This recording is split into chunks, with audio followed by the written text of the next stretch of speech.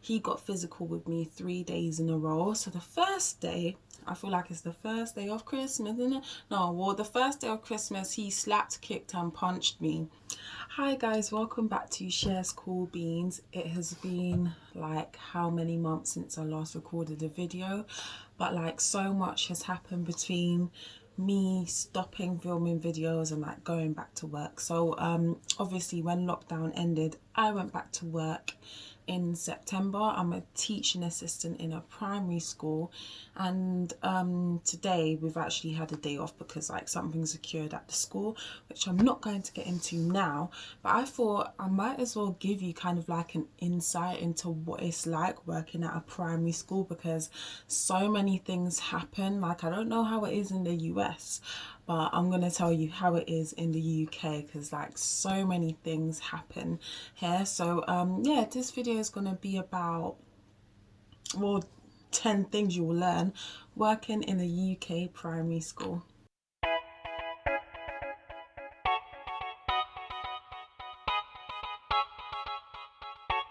Okay, the first thing I'll probably say that I've learned, and this has mostly been highlighted because we've had the lockdown and a pandemic and we weren't at school seeing the students for about 6 months, but the first thing I can say is that you grow to love those children as if they were your own. Like, I don't have any kids, but those kids, like, I love them to death. Like, anything happened to them, I'd cry, I'd get emotional talking about some of them sometimes. But really, that's the first thing, that you grow to love those kids as your own. And as a teaching assistant especially, you have much more of an emotional bond, especially when you're paired like one-to-one with some of the students or some of the challenging students. You start to grow an emotional bond and they warm to you as well. So they start to tell you things they wouldn't necessarily tell a class teacher who's teaching 30 students and doesn't really have time to focus on one child. Like last year, I was one-to-one with this adorable boy. I'm not going to say his name for safeguarding reasons, but when I first met him, I was introduced to him as if he was a challenging child. I just saw that he was a child who just like needed help. He needed like more attention, and as a black boy in particular, I don't really think the school were providing the needs that he necessarily needed, just such as like having a black role model there for him. Like in our school, we barely have any black role models at all. Male role models as well, we probably have like one, but I'm not really going to say anything else about that. But we don't have black male models. We don't have black male role models. I can't speak today. Oh my gosh. I use my hair so I can keep. We don't really have any black male role models, and most of the students in our school are black. So, but when I was introduced to this boy, he was seen as a challenging child. For me, he just had problems regulating his emotions. Like, the teachers had already labelled him as angry, and obviously he had self-fulfilled that prophecy in some way. Like, he would he would react really badly to certain situations, and some of the teachers acted as if they were afraid of him. And if you give a child that kind of reaction, they're going to act up to it. It's a whole self-fulfilling prophecy. But when I started working with him, we bonded. Like, we got in cultural terms. I understood him. I understood the way he was being portrayed. And I just let him know that like I was there for him and I really cared about him. I still do. He's like we're in other year groups now. But just, I let him know that I really, really cared about him, his needs, his emotional regulations. And being off for those 6 months and not being able to see him and worrying about how he was at home, if he was okay, his mental well-being, like, it felt like as if he was he's my baby. He still is. Like, I still see him in the other class because we're not in the same class anymore. but I still try and catch up with him even though we're in our bubbles because of the lockdown. I might just wave and be like, how are you doing, have you had a good day? Always smiling with him, like looking over on the other side of the playground, just to let him know like I see you and I'm still here for you. Okay, the next thing I will say is that when you're working in a primary school, you have to speak to these kids all day, 5 days a week, as if you are a CBBC presenter. I kid you not. For those who know me, I'm like one of the most monotone, laid back people. Like, I'm not really on like 100 like that all the time. It would take me a lot to get to that point. But when you're working in a primary school, you have to be really animated with your hands. Like, I'm going to show you an example of how I am. So if a kid's like, oh miss, look at this picture of a line I just drew. You have to be like, oh, really? Oh my gosh, that's amazing. Did you do that by yourself? Wow, oh my goodness. You know what? I'm going to tell Miss blah, blah, blah, because that is absolutely amazing. Can you do another one for me? Like, do you see what I mean? It's a lot. Like, it takes a lot. It takes so much.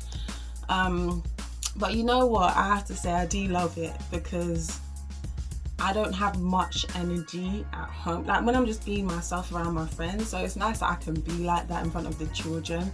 But like, if any of my friends, family members were to see how I act in the school towards these children, like they'd be so shocked, because now you literally have to be like a CBBC presenter with like the facial expressions, the tone of voice. It's literally like an acting job, like an 8-hour acting job throughout the day. So another thing which is mostly a con of working in a primary school or like secondary school, whichever one, is that it can take an emotional toll negatively.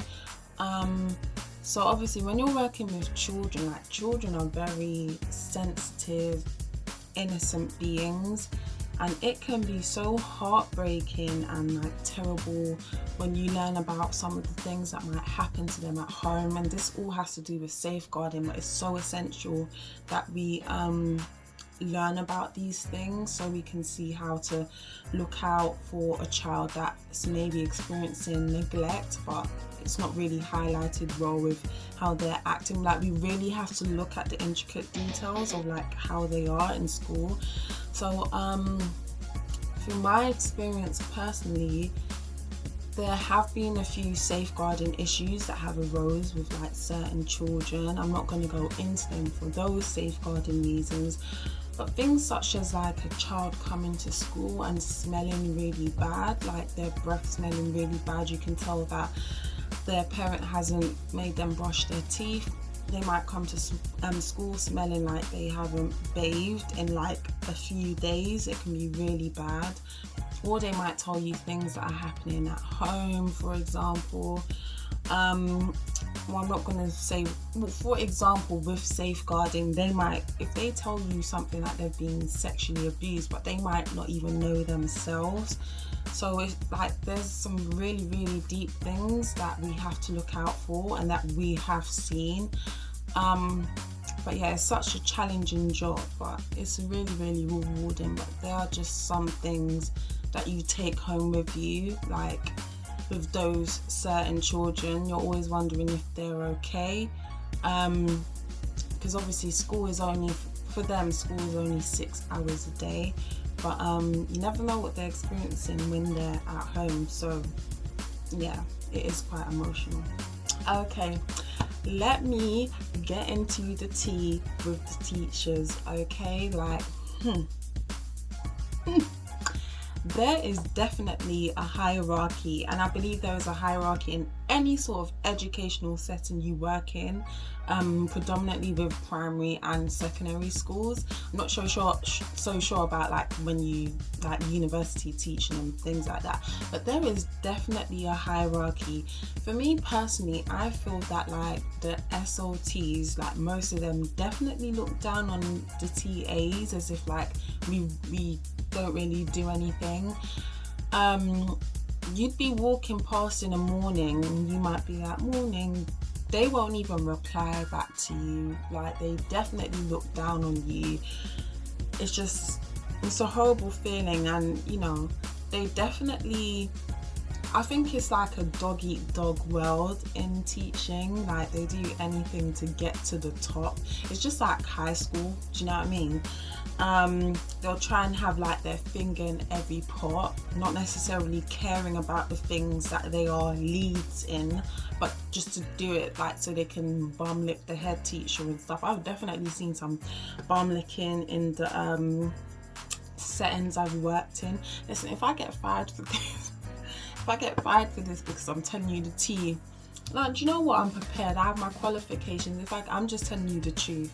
Like, it's a dog eat dog world out there. Like, there's bitching. The teachers they might give you dirty looks and stuff.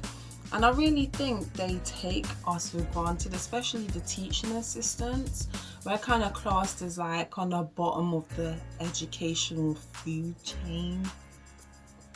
Listen, I ain't done science in secondary school, so I don't even know. But yeah, they definitely take us for granted. They don't get that we actually spend more time with their students than they do. They will teach their students, but they don't interact with them on a personal and emotional level.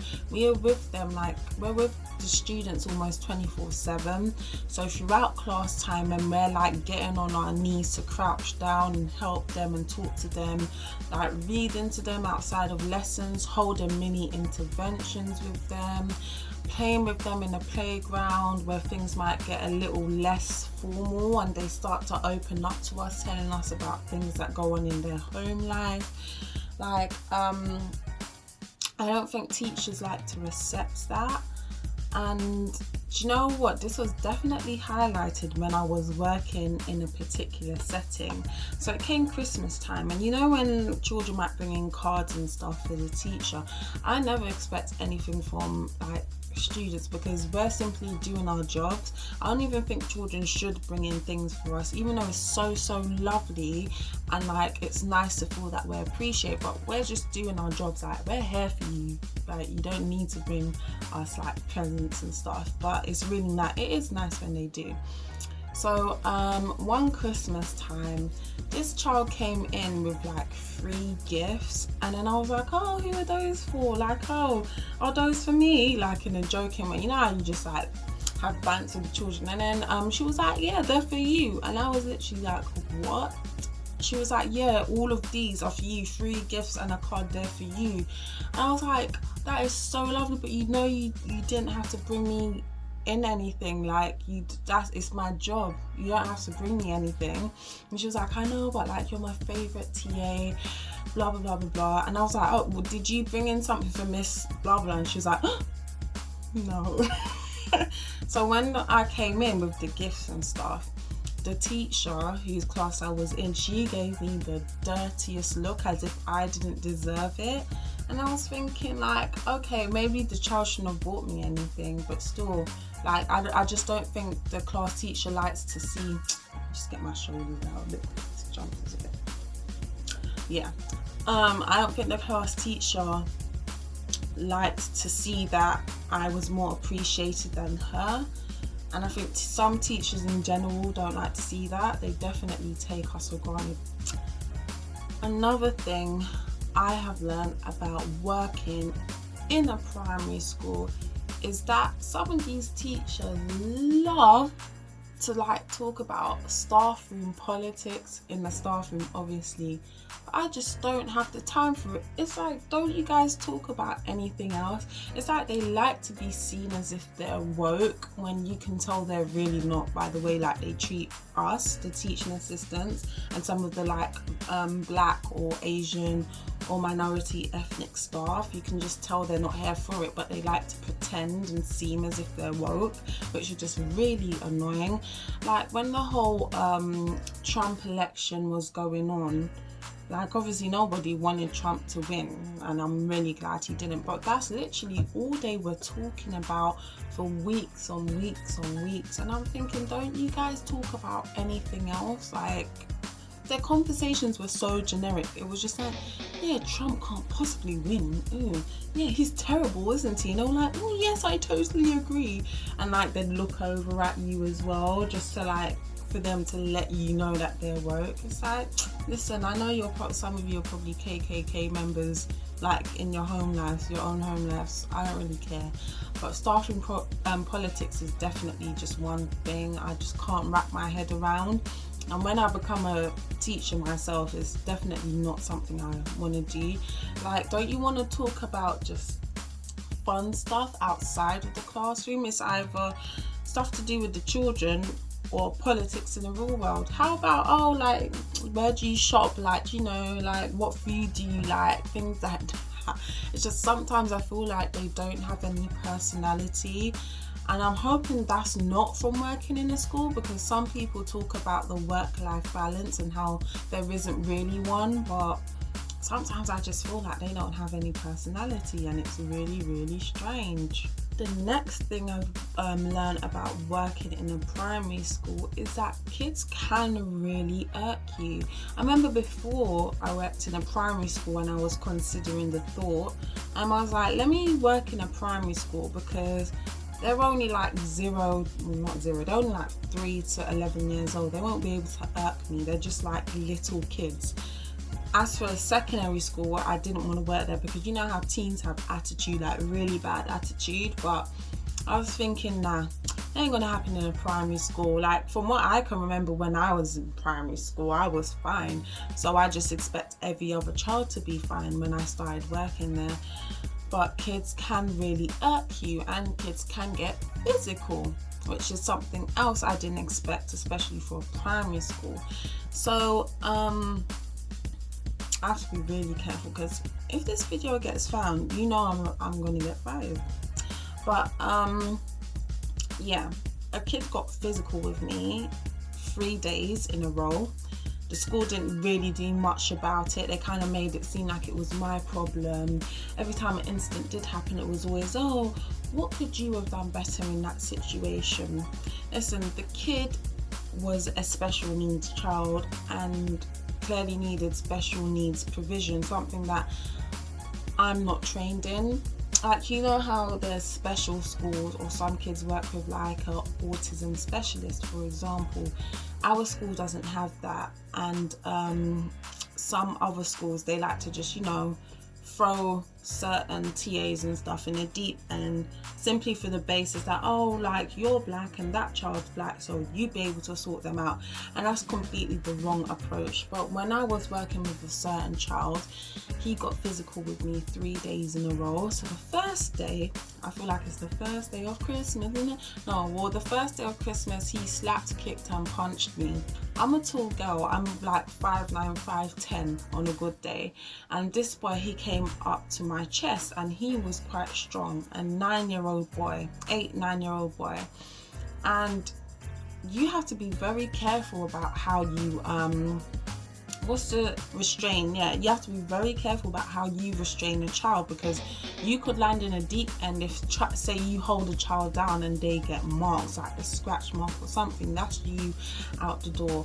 But this boy, he I'm not even going to go into the situation, but he punched me in the face, he hit his bag in my head, he slapped, kicked and punched me all in like the space of 20 seconds. It was so fast, and it happened in front of like a load of children in our class library, and I was honestly absolutely humiliated. And I didn't think it would take such an emotional toll on me as it did. But yeah, it did. I was anxious. I felt depressed afterwards as well. And I didn't really have much support from the school I was working at. You know, it was always a case of, what could you have done better? Why did this happen? Why did you restrain him? Because he's punching my lights out and it hurts, you know? You have to hold the child down. And plus, when that happened, he was at risk of hurting another child. So it's like, do I take the hits, or do I let him run wild and hurt another child? So no, obviously I'm going to take the hits, and I'm going to restrain him so that he doesn't hurt anything else.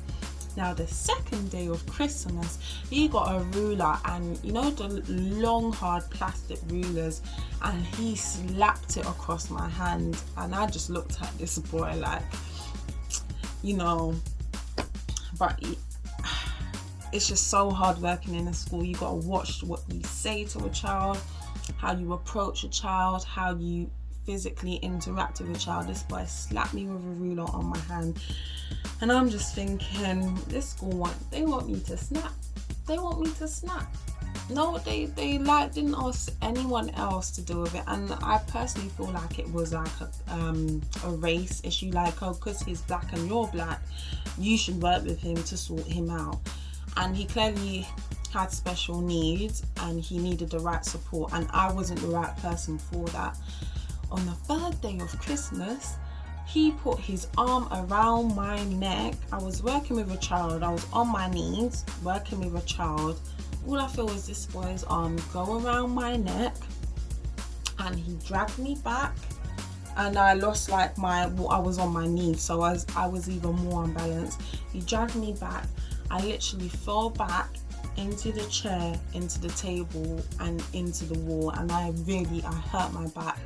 And to this day, the setting where that happened hasn't ever apologized to me. One person has, but like the seniors, they have not apologized, and that hurts me to this day. It's like, you know, when you're kind of like, okay, I see how it is, I see how it works here, you know, like I just lost all respect for those staff members that day. So children can definitely irk you, and it can definitely take a toll on you. Like for months my back was hurting. I should have sued the school, but you know, we were in lockdown and stuff. I was very depressed and anxious going back into work those next couple of days until the lockdown happened. But kids can irk. No day is ever the same, and I think that's what I love most working in a primary school. No day is ever the same. You might know, like, yeah, this period we have English, like literacy, then we have maths, then science, lunch, whatever. But in terms of like the kids' behavior and just interactions with them, no day is ever the same, and that's what I probably love most. There's always, every single day, there is always something to make me smile. Like, even if it's like a child who isn't really getting this maths equation, and you're like, oh, it's this and that, do you get it? And they're like, no, I don't get it, it's so hard. And then suddenly they get it, and they're like, oh my gosh, miss, I get it. And that's like, it's just one of the most rewarding feelings ever. It really is, especially when you see a child's progress over a certain amount of time.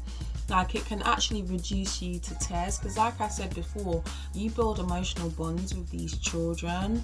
For instance, there was this child who we assumed was deaf. For quite a while, she like wouldn't really respond in class and stuff, and we assumed she was deaf. And she was, you know how they have low levels and like settings or whatever, I think she was in the lower setting for quite a while, not really interacting during literacy and maths, not really getting it. And then when she got her ears checked out and she came back with a hearing aid, suddenly she was like a whiz, especially through literacy. Like, she was like, oh, I really love this book, it's so romantic. And that was such like a funny word for an 8-year-old to use. She was like, oh, it's so romantic. I just thought it was the cutest thing ever. And just to see that progress from just getting a hearing aid and being able to hear, it's like, imagine what she was missing out on before. Like, now it actually seems like she enjoys school, but like, it's so beautiful to watch a child's progress over the years, and especially to see a child grow. Like, it's just, I just love all of that, seeing children grow and like develop emotionally, like develop their emotional intelligence and stuff. And I have recently started working in primary schools. Like, I think this will probably be my second or third year, I can't really remember. Okay, yeah, because I used to work in a youth club, so probably my third year working in education. But the day when all those children have their last day of year 6 and they go out into their next chapter, if I'm still in that same school, I will cry my eyes out, because I've only known these children for a couple of years and they're already they're like my own. And even though I might not like the settings that I work in, it's definitely the children that make it something special. And when you consider the thought of leaving, like, it's always them that make you stay. So yeah, so those are my like little experiences, and I don't even know what to call this video. You're gonna see the title. We're gonna make this up as we go along, but those are just my thoughts and like parts of my experience about being a teaching assistant and just working in primary education. And I hope this helped. It's nice to be back to YouTube. Please like, comment and subscribe if you enjoyed this video, and hopefully I'll get to make some more soon. Bye.